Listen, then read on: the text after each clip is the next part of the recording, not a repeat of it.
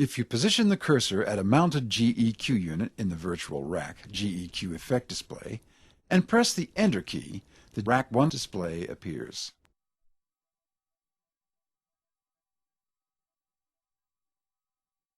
Individual bands are edited in the Rack 1 display. If you've made adjustments but want to start again from scratch, it's easy to reset all bands to 0. Click the flat button to reset all bands. A confirmation window will appear. Use the cursor keys to select the OK button, then when you press the Enter key, all bands will be reset to 0.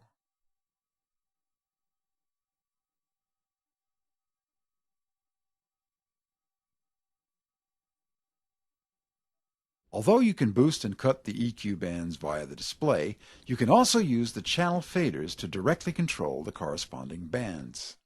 Position the cursor at a button in the Fader Assign area at the bottom of the display and press the Enter key. The channel faders will move to the corresponding settings as soon as a Fader Assign button is engaged, and the faders can be used to boost or cut the corresponding EQ bands. Also, when the Fader Assign function is active, the On keys above the faders can be used to instantly reset the corresponding bands to their 0 settings. You can switch between different GEQ units by repeatedly pressing the Rack 1 through 4 or 5 through 8 key. Flex 15 GEQ units can be selected and edited in the same way. When a Flex 15 GEQ unit is being edited, the number of remaining available bands will be displayed.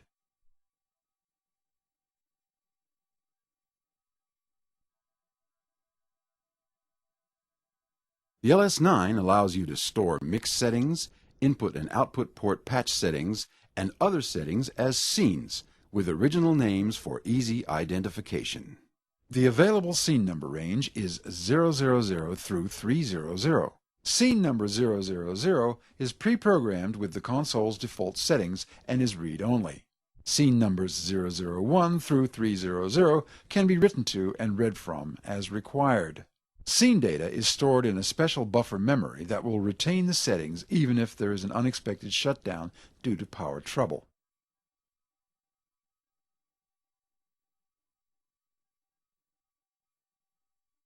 Let's begin by recalling the default settings to reset the console.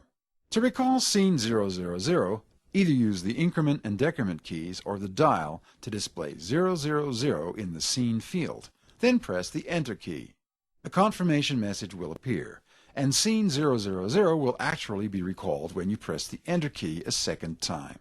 By recalling scene 000, you reset or normalize the entire console in one quick operation. Once the console has been reset, you can begin to edit the various parameters for your mix. But of course you can edit parameters from any scene number. When any changes have been made to the currently selected scene, an E, standing for Edited, will appear below the scene title. This makes it easy to tell whether the scene has been edited or not. By assigning scene 000 to one of the user-defined keys, you can recall it and therefore reset the console by pressing a single key.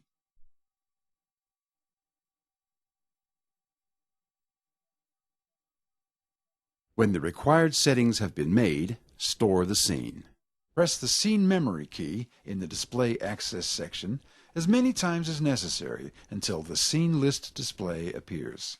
Make sure that the cursor is outside the display area and use the dial or increment and decrement keys to select the scene number you want to store your new scene to.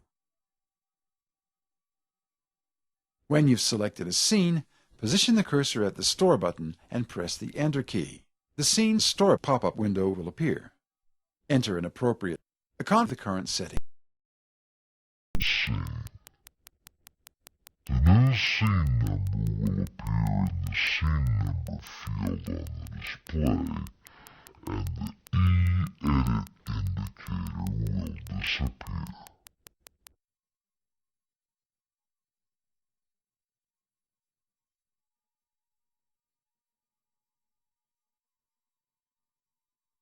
When a scene is stored, The following parameters are stored in the specified scene memory.